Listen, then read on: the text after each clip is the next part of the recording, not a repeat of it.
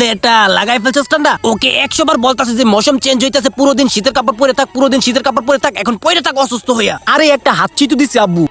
হাঁচি না, এটা এই ভাইরাস এটা এত ভয়ানক ভাবে সরতাছে যে মানুষের লাইন লেগে আছে মেডিকেল। ও কি জানে এখন, ও মনে করতেছে হাঁচি খেলার জিনিস, রোগ হইলে টাকা বাপের যাইবো, পেরেশান মা হইবো। আর তুই তো পরে থাকবি বিছানার মাঝে মুখ দিরা কইরা। জানি না এই সেরার কি হয় কি না, একবারে সীমা অতিক্রম করে যেতেছে। আচ্ছা তুই কি মজা পাস আমাদেরকে নির্যাতন করে বলি ফেল। আরে আম্মু আমি আবার কি নির্যাতন করতেছি তোমাদেরকে?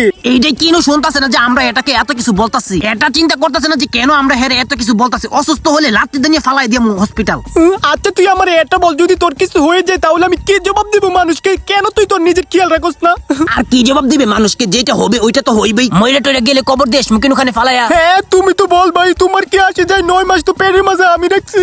হ্যাঁ তো আর কি বলবো, যখন এই স্যার কারো কথাই না শুনে, এখনো এভাবে বসে আছে। এমন আছে না যে শরীরের উপরে একটা কিছু পরি। আরে পর উপরে কিছু পর মইরা যাবো গত। আরে ভাই একটা হাঁচি তো দিছি আমি।